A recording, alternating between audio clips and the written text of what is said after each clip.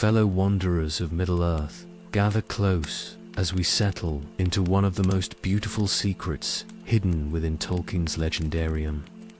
Tonight, let your mind drift toward that most peaceful of refuges, Rivendell, where something mysterious and wonderful happens to every soul who crosses its threshold. As you rest here, breathing slowly and deeply, consider this gentle mystery. Why does every being who enters Imladris, from the smallest hobbit to the mightiest king, immediately feel as though they've come home? Picture Frodo's first glimpse of the Hidden Valley, the way Tolkien describes that moment when the hobbit's heart lifts despite all his weariness and pain. Or think of Aragorn, that ranger who belongs nowhere and everywhere, finding such peace within Elrond's halls that he can finally lay down his guardedness. Even Boromir, suspicious and proud, admits to feeling a strange contentment there, his usual restlessness somehow soothed away. Most readers notice this pattern but assume it's simply because Rivendell is safe, protected, beautiful. But here's what Tolkien was really weaving into his sanctuary, something far more profound than mere refuge. In his letters, the professor speaks of what he calls recovery, the sudden glimpse of something we have lost and forgotten, something we didn't even know we were missing until we see it again. Rivendell doesn't just offer safety from the dangers of Middle-earth. It offers recovery of paradise itself. Let your thoughts settle gently on this beautiful truth. Every soul, whether hobbit or elf, dwarf or man, carries within them an ancient memory, so deep it exists below conscious thought. It's the memory of how things were meant to be before shadow fell across the world, before the discord entered the great music.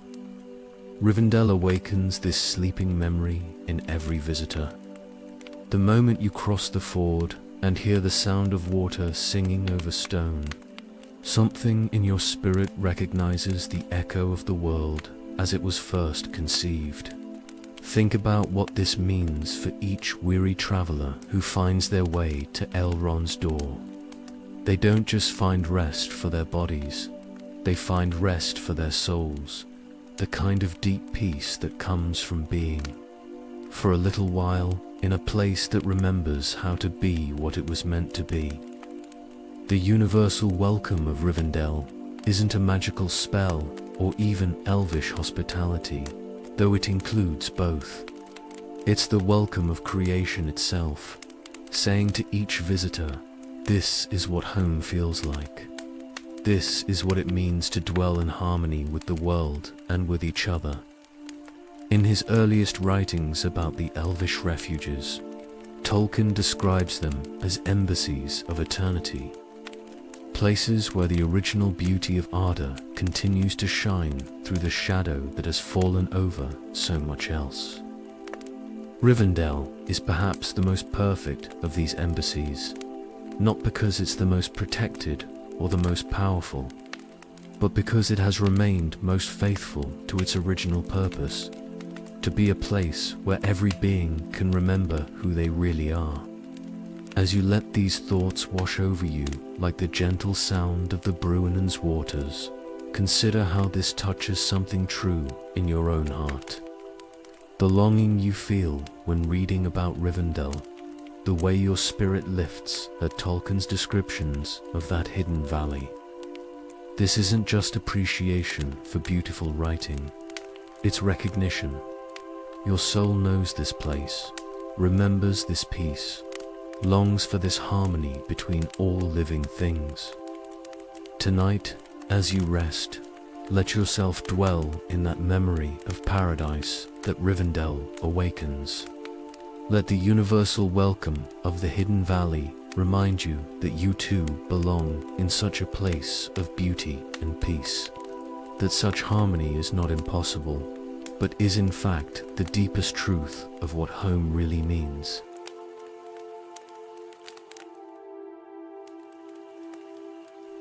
But why does this particular valley, this specific place among all the hidden refuges of Middle-earth, possess such power to awaken the deepest memories of the soul? As your breathing grows even more peaceful, let your mind wander to the sacred geography of Imladris itself, to the profound wisdom hidden in every curve of the river, every slope of the surrounding hills. The name itself whispers the first secret. Imladris, the hidden valley, but hidden from what and why? Most assume it means concealed from enemies, protected from the dangers that roam the wild. Yet Tolkien's deeper truth flows like the river that guards it. Imladris is hidden from the fallen world, preserved outside the reach of the shadow that has touched so much else. It exists in a fold between what is and what was meant to be, a pocket of creation that remembers its original song. Picture the approach to Rivendell as Tolkien describes it. How travelers lose their way in the pine woods. How the path seems to vanish and reappear. How distance itself becomes fluid and uncertain. This isn't merely elvish magic creating confusion for protection. The landscape itself is teaching a deeper lesson about crossing from one mode of being to another. The disorientation that precedes discovery mirrors the soul's journey from the scattered anxieties of the fallen world into the wholeness of remembered peace. Now let your thoughts flow like water to that most significant boundary, the ford where the Bruinen crosses the road. Here, every visitor must pause, must choose to step into the waters that mark the true threshold of the hidden valley. In Tolkien's cosmos, water carries profound symbolic weight, always representing cleansing, renewal, the washing away of what corrupts and diminishes. The ford isn't just a river crossing, it's a spiritual gateway where the dust and discord of the outside world is gently rinsed away. Listen in your mind's ear to the sound Tolkien describes so often, the voice of the waters singing over stone. This is no ordinary babbling brook, but something far more ancient and intentional. The river remembers the music of creation, the original harmonies that shaped the world when it was young. Each note that rings from stone to stone carries echoes of that first song, and every soul who pauses to truly listen finds something in their spirit resonating with that primal music. The hills that cradle the valley tell their own story of protection and preservation. Unlike the fortresses of men, or even the hidden strongholds of the dwarves, these slopes rise not through defiance, but through invitation. They shelter without imprisoning, conceal without cutting off, creating what Tolkien understood as the perfect balance between sanctuary and openness. The geography itself embodies the principle that true safety comes not from walls, but from harmony. Not from separation, but from right relationship with the world. Here's what makes the sacred geography of Rivendell so profound. It hasn't been imposed upon the landscape, but discovered within it. Elrond didn't carve out a refuge through force or artifice. He found a place where the earth itself remembered how to be paradise. Every stream and stone, every grove and glade exists in the relationship it was meant to have with every other, creating a living mandala of perfect balance. As you settle deeper into rest, imagine yourself approaching that hidden ford, hearing the waters sing their ancient song, feeling the very landscape welcoming you into its embrace. This sacred geography doesn't just contain Rivendell, it is Rivendell, the place where earth and water, stone and tree, light and shadow all remember how to dance together in the harmony they knew before the discord began. In this preserved fragment of Eden, the land itself becomes a teacher, showing every visitor what it means to dwell in peace with the world and with each other.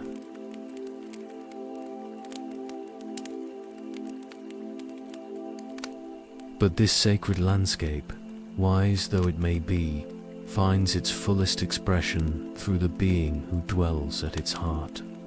As your mind drifts deeper into tranquil contemplation, consider the profound mystery of Elrond himself, not merely as the Lord of Rivendell, but as something far more essential to the healing of Middle-earth.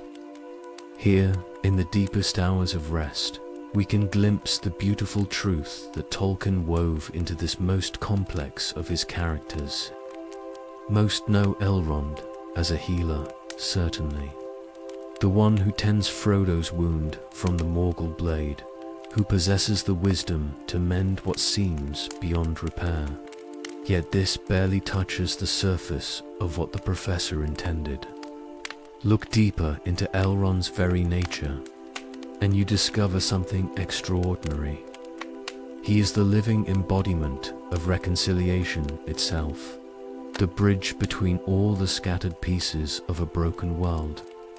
In his blood flows the heritage of three peoples, elf and man and Maya, making him neither fully one thing nor another, but something new and necessary. This isn't merely genealogy, it's cosmic significance. Every healing that takes place in Rivendell draws its power from Elrond's unique ability to understand and unite what has been divided. He doesn't just treat symptoms, he addresses the fundamental fractures that wound both body and spirit. Think gently about what true healing means in Tolkien's understanding. It's never simply the closing of wounds or the mending of broken bones. Healing, in its deepest sense, means the restoration of right relationship, the return of harmony where discord has reigned. Every person who finds wellness in Rivendell isn't just recovering from injury or illness. They're being restored to their truest self, the self that exists in harmony with the great music of creation. This is why Elrond's house becomes the natural gathering place for all the great councils and decisions of the age. Wisdom flourishes where healing dwells, not because health makes thinking clearer, though it does, but because the same spirit that mends what is broken also reveals what is true. In Elrond's presence, the false divisions that separate the free peoples begin to dissolve, revealing the underlying unity that has always existed beneath their apparent differences. Consider the profound patience that such healing requires. Elrond has watched the rise and fall of kingdoms, has seen the same mistakes repeated across the long centuries, has welcomed the same types of wounded souls seeking the same deep restoration. Yet his compassion never diminishes, his willingness to begin again never wavers. This isn't merely elvish longevity, it's the patience of someone who understands that healing happens not in moments, but in ages. Not through force, but through persistent, gentle love. Here lies perhaps the most beautiful aspect of Elrond's nature. He embodies the restoration principle that runs through all of Tolkien's work, just as the professor believed that every fall could be redeemed, every corruption healed, every discord eventually resolved into greater harmony. Elrond demonstrates that such restoration is not merely possible but inevitable for those who seek it with sincere hearts. In the quiet hours of the night, when the world seems most broken and healing most distant, Elrond's example offers profound comfort. He shows us that there is always someone willing to tend our deepest wounds, always a place where the scattered pieces of our lives can be gathered up and made whole again. His healing touch reminds us that no damage is beyond repair when it's brought to the right hands, guided by wisdom that sees not just what is, but what was meant to be.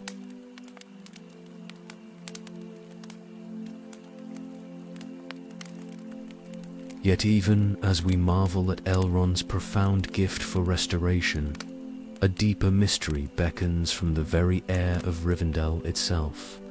Something beyond healing, beyond wisdom, beyond even the sacred geography that cradles the hidden valley. Let your thoughts drift now toward the strangest and most wonderful quality of Imladris, the way time itself seems to move differently within its borders, flowing like honey instead of rushing like a mountain stream. Every visitor notices this phenomenon, though few understand its true nature. Bilbo speaks of how the days seem endless, yet never tedious, how weeks pass like pleasant dreams, how he could stay forever and never grow restless. The hobbits find that their urgent quest somehow feels less desperate within these halls, not because the danger diminishes, but because the frantic anxiety that drives them releases its grip, replaced by something deeper and more sustainable. But this isn't simply the slowing of time through peace and contentment, though it includes both. Tolkien was exploring something far more profound about the nature of eternity itself, the difference between endless duration and the fullness of perfect moments. In Rivendell, time doesn't stretch infinitely forward, it deepens infinitely inward, each moment becoming a vessel capable of holding all the beauty and meaning it was designed to contain. Think of how Tolkien describes the evening hours in Elrond's house, the way conversation flows without haste, how stories unfold with the patience of ancient trees growing toward the light. This isn't time moving slowly, it's time moving naturally, freed from the artificial urgency that shadows impose upon the world. Each moment receives the attention it deserves, each word the space it needs to carry its full meaning. Here we discover one of the professor's most beautiful insights about the nature of perfect existence. Eternity isn't time going on and on without end, wearing down the spirit with its endless repetition. True eternity is time fulfilled, each moment so complete in itself that it needs no successor, yet so beautiful that it naturally gives birth to the next moment of equal depth and meaning. The preservation that occurs in Rivendell operates on this principle. The beauty that dwells there doesn't grow old or stale because it exists in this deepened time, where staleness comes not from duration but from emptiness, and freshness springs not from novelty but from the endless depths that perfect things contain. The same song sung for 1,000 years remains as moving as when first composed, because it's sung from and into this timeless present that makes all things new. This temporal mystery reveals why memory works so differently within the valley's embrace. Past and present don't exist as separate categories, but as dimensions of a single eternal moment.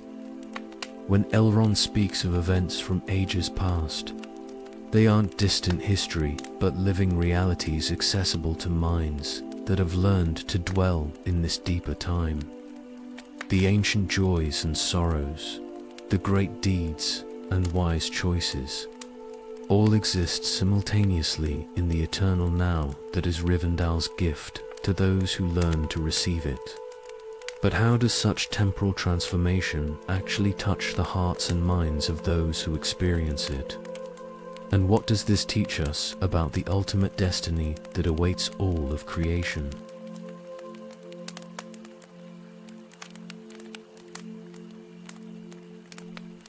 This transformation of temporal experience finds its most tangible expression in the very buildings that rise from Rivendell's gentle slopes. Structures that seem to have grown rather than been built. shaped by some deeper understanding of how dwellings should relate to the world that holds them. As your breath continues its steady rhythm, let your mind's eye wander through the halls and galleries of Elrond's house, where every arch and column whispers secrets about the true art of making homes that heal rather than dominate. Walk slowly, in your imagination, along the covered ways that connect the various halls. And notice how the boundaries between inside and outside seem to dissolve without disappearing entirely. Windows aren't mere openings cut into walls, but breathing spaces where the life of the house and the life of the valley flow freely back and forth. Tolkien describes chambers where you can barely tell if you're indoors or in some especially welcoming grove, where architecture serves not to separate but to deepen the relationship between dweller and dwelling place.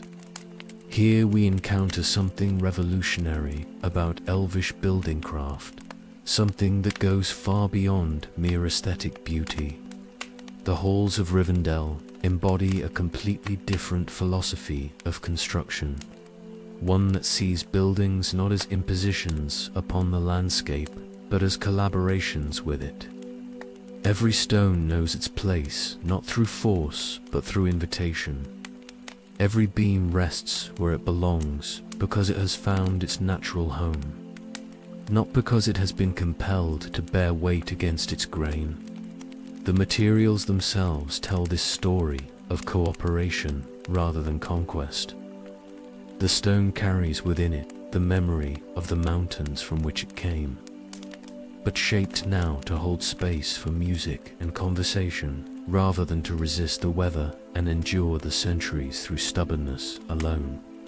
Wood remembers its life as forest, but transformed into something that can shelter song and story.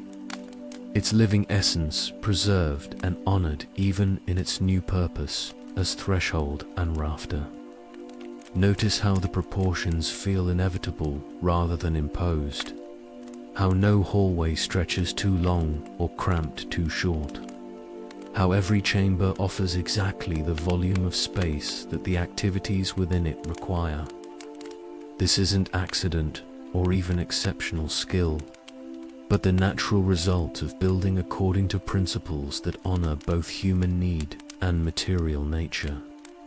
The architecture succeeds because it listens before it commands, because it asks what wants to be built here, rather than demanding that this place accommodate what someone wants to build.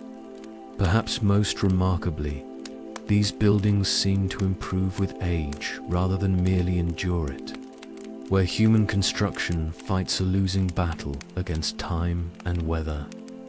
Elvish craft enters into partnership with the slow changes that the years bring. Walls grow more beautiful as they settle into their foundations, as moss finds its proper places and ivy learns which stones welcome its embrace. The patina of centuries doesn't diminish the original vision, but fulfills it, revealing potentials that existed from the beginning but needed time's patient touch to emerge. The acoustic properties of these spaces deserve their own wonder. Halls designed not just to accommodate conversation, but to enhance it, where words can carry their full weight of meaning without effort, where silence itself becomes rich and nourishing rather than empty or oppressive. Even the echo patterns serve the life of the community, bringing distant voices into gentle contact, allowing the music of one chamber to bless the peace of another without intrusion. But the deepest secret of Rivendell's architecture lies in how it shapes the daily rhythm of those who dwell within its embrace, creating physical spaces that naturally encourage the spiritual harmonies that make true community possible.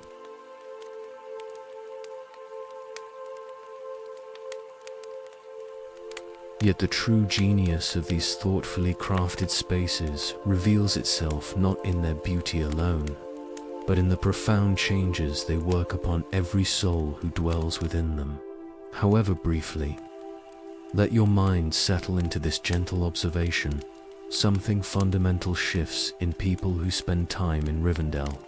Something that goes far deeper than simple rest or recovery from travel's hardships. Watch Bilbo during his long sojourn in the Hidden Valley.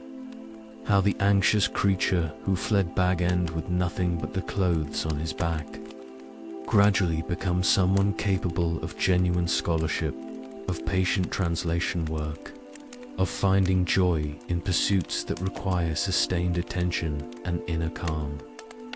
This isn't merely the result of having his basic needs met, but of dwelling in an environment that calls forth capacities he never knew he possessed.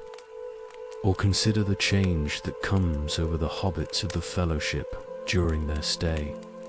Frodo arrives, wounded in body and spirit, bearing a burden that has already begun to work its corruption upon his mind. Yet, in Rivendell's halls, he experiences periods of such complete peace that the ring's influence seems to recede. Not through any magic worked upon the artifact itself, but through the restoration of his own clarity of vision and strength of will. The mechanism behind these transformations operates on principles that modern understanding might call environmental psychology, but which Tolkien understood in deeply spiritual terms. The physical harmony of architecture and landscape gradually teaches the soul to remember its own proper harmony. The way different aspects of personality can work together rather than against each other. Anxiety finds no foothold where beauty is reliable, where each day brings the same gentle rhythms of dawn, light on stone, and evening music in the halls. Most remarkable is how these changes seem to happen without effort or even conscious intention. Guests don't arrive seeking transformation, they come looking for directions, for healing of wounds, for counsel in difficult decisions. Yet the very act of breathing Rivendell's air, of eating food prepared with love and skill, of falling asleep to the sound of distant harps and nearby waters, begins to work changes that go deeper than any deliberate therapy or spiritual discipline. The communal life of the house plays its own essential role in this process. Visitors find themselves drawn into conversations that span centuries and continents, their own small stories suddenly revealing unexpected connections to the great tales of the ages. A hobbit's account of trouble in the Shire becomes part of the vast tapestry of light and shadow that defines the history of Middle-earth. And in that context, personal anxieties transform into appropriate concern, paralyzing fear into realistic caution. Even the solitary hours contribute to this gentle restructuring of the soul.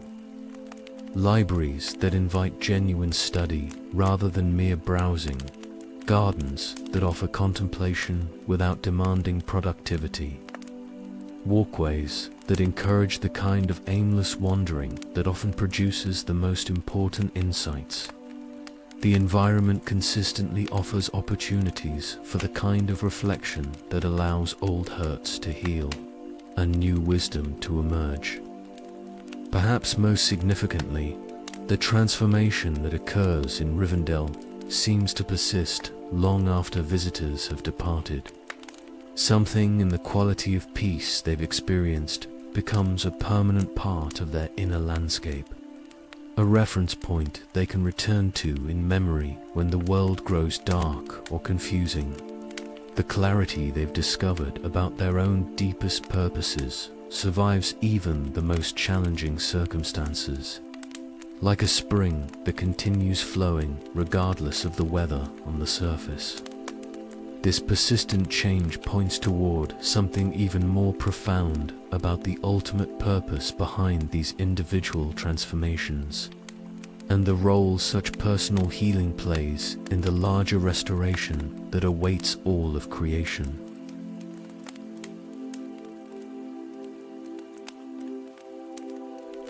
This enduring transformation in individual souls points toward one of Rivendell's most vital functions, one that operates quietly behind all the more obvious activities of healing and counsel.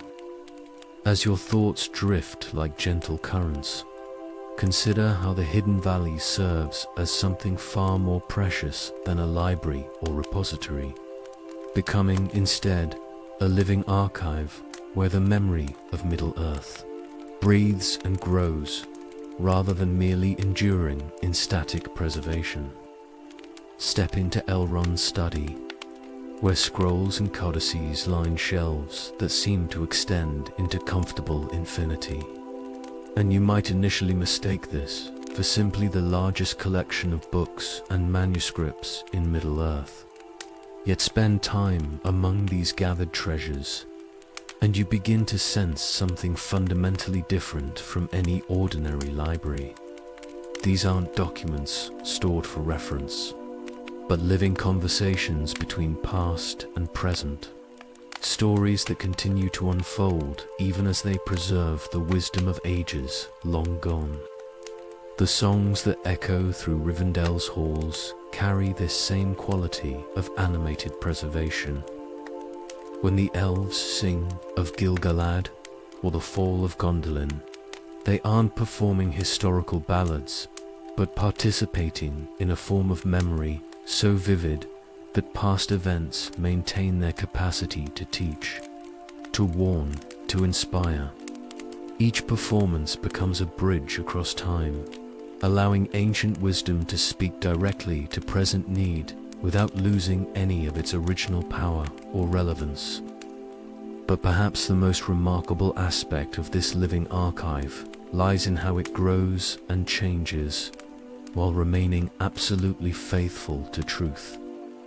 New stories arrive with every visitor, fresh insights emerge from old conversations, and the connections between seemingly separate events reveal themselves through the patient contemplation that Rivendell's timeless environment makes possible. The archive lives because it continues to learn, to discover new meanings in preserved experiences, to find fresh applications for eternal principles. Watch how this works in practice during the Council of Elrond, where the scattered pieces of a vast puzzle suddenly arrange themselves into clear pattern. Knowledge that has been carefully preserved in various forms across centuries of separation finally finds the context it needs to reveal its full significance. Isildur's scroll, Gandalf's research, Aragorn's heritage, the Hobbit's simple tale of a magic ring. All these separate threads weave together into understanding that none could have achieved alone. The elves who tend this archive understand their role not as librarians, but as gardeners, cultivating the conditions under which truth can flourish and bear fruit. They don't simply catalogue and preserve. They listen for the deeper patterns that connect one story to another, the recurring themes that reveal the underlying grammar of hope and healing that runs through all the apparent chaos of historical events. This living quality distinguishes Rivendell's archive from the static repositories found elsewhere in Middle-earth. The libraries of Minas Tirith preserve knowledge through careful copying and storage, protecting information from loss, but not necessarily keeping it alive. The halls of Erebor guard their records like treasure, secure but largely inaccessible. Only in Rivendell does preserved wisdom maintain its capacity to grow, to evolve, to discover new expressions of its essential truth. The visitors who come seeking answers find themselves becoming part of this living archive, their own experiences and insights adding new dimensions to the great collection of wisdom that Rivendell maintains. Each quest undertaken with counsel received from the Hidden Valley becomes a new chapter in the ongoing story. And when the travelers return, They bring with them fresh understanding that enriches the archive for all who come after. But how does this dynamic preservation of wisdom connect to the deeper currents of renewal that flow through all of Tolkien's vision of ultimate restoration?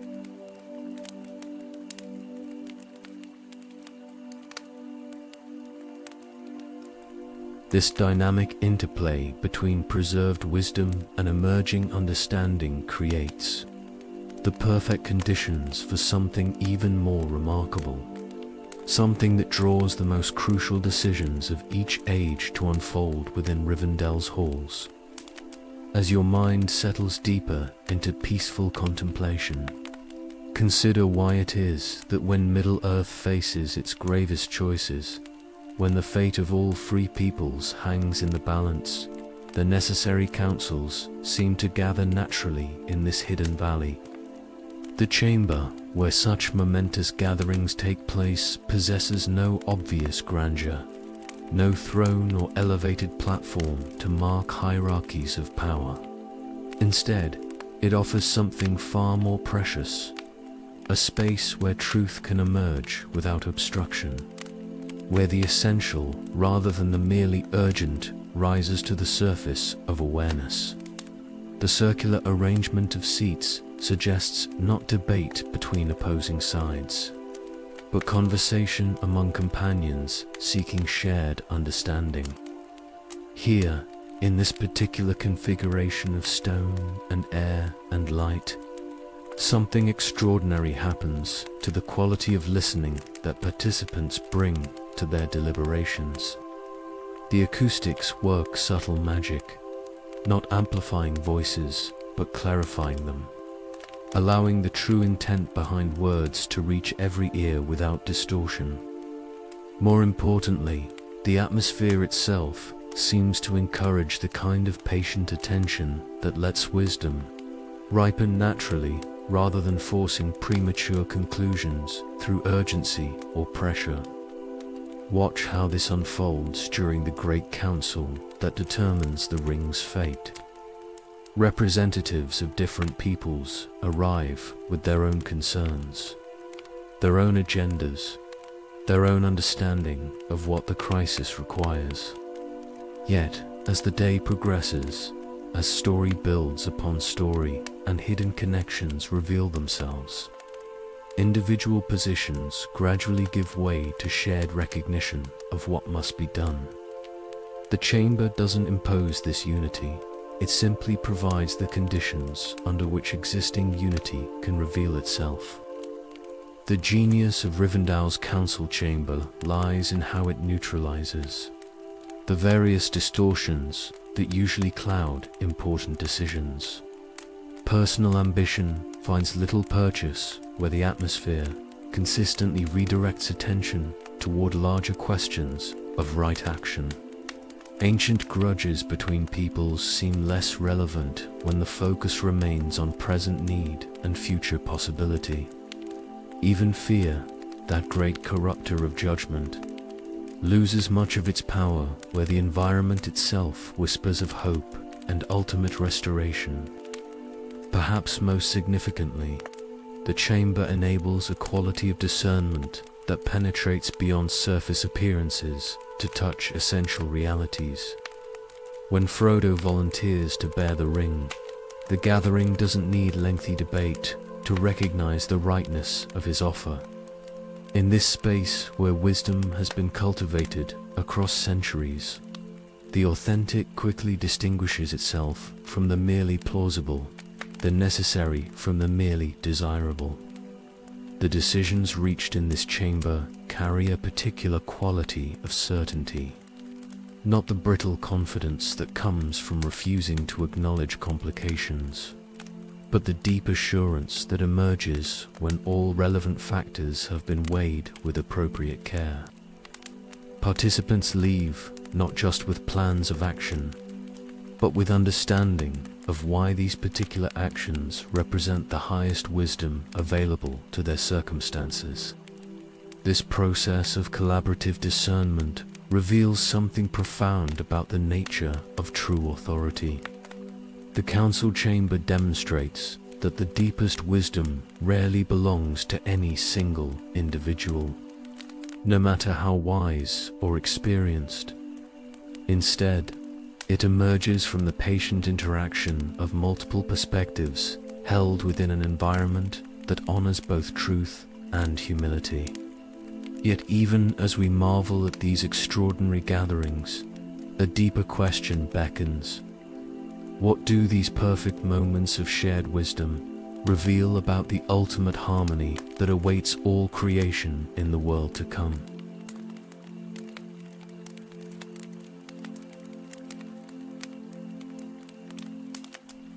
These moments of perfect counsel, where wisdom flows, unobstructed, and right action emerges with crystal clarity, offer us glimpses of something even more extraordinary. As your breathing deepens and your thoughts grow ever more tranquil, let yourself recognize what Tolkien was really showing us through Rivendell's enduring peace. A working demonstration that paradise isn't just a distant dream, but an achievable reality. A way of being that can take root and flourish even in a world still touched by shadow. Unlike the other great refuges of Middle-earth, each magnificent in its own way but ultimately temporary, Rivendell possesses a quality of permanence that hints at something beyond mere sanctuary. Lothlorien, for all its timeless beauty, depends upon Galadriel's ring and must fade when that power departs. The Grey Havens exist primarily as a doorway to elsewhere, a place of departure rather than dwelling. But Rivendell endures through different principles entirely, sustained not by artifacts of power, but by the simple practice of living according to the way things were meant to be. Here, we discover Tolkien's profound insight about the nature of sustainable paradise. It cannot be maintained through force or magic alone, but only through the patient cultivation of right relationships at every level of existence. The harmony between peoples that flourishes in Rivendell doesn't require the suppression of differences, but their integration into a richer whole. Elves and men, hobbits and dwarves, wizards and rangers, all find their place not through compromise, but through the recognition that their unique gifts serve purposes larger than themselves. Watch how this integration works in the daily life of the Hidden Valley. The elves don't dominate through their longer lives and deeper wisdom, nor do they withdraw into exclusive circles that lesser beings cannot enter. Instead, they share their gifts freely while learning eagerly from the fresh perspectives that shorter-lived peoples bring.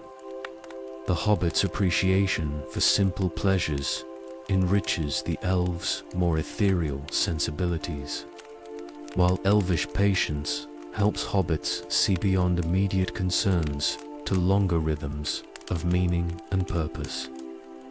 This reciprocal enrichment reveals the template that Rivendell provides for the renewed world that will emerge after all shadow has been cleansed away. In that ultimate restoration, the unique qualities of each people will not be erased in some bland uniformity, but will find their perfect expression in service to the greater harmony.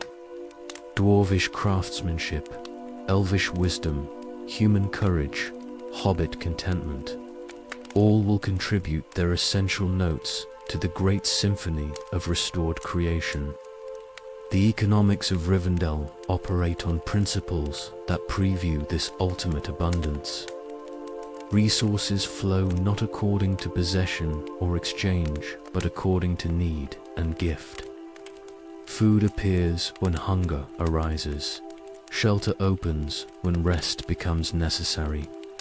Knowledge shares itself when understanding grows urgent.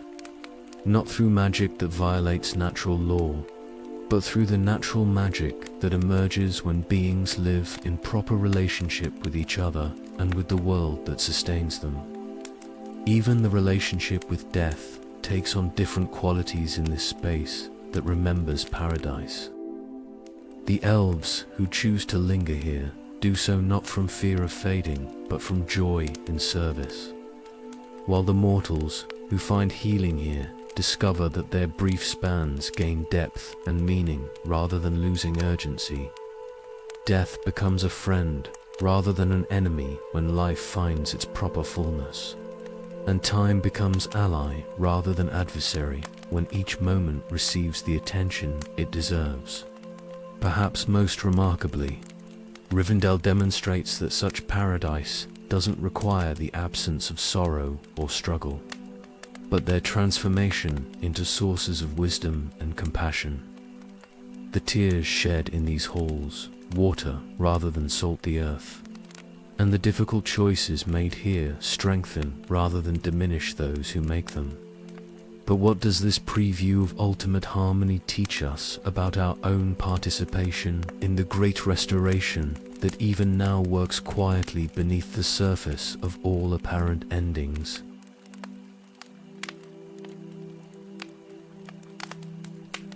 This question touches the very heart of why Rivendell calls to us so powerfully, why our spirits lift when we read of that hidden sanctuary, why something in us recognizes this place as more than beautiful fiction. As your body settles completely into rest and your mind drifts toward the threshold of sleep, let yourself receive this final, gentle truth. Rivendell's influence flows far beyond the boundaries of any single valley, far beyond the pages of any book, planting seeds of recognition and hope in every soul that encounters its peace. Consider how every visitor to the hidden valley carries something of its essence with them when they depart. Not merely fond memories or gratitude for hospitality received, but a living seed of the possibility they've witnessed. The experience of how life feels when harmony replaces discord, when cooperation grows stronger than competition, when wisdom guides power instead of power corrupting wisdom.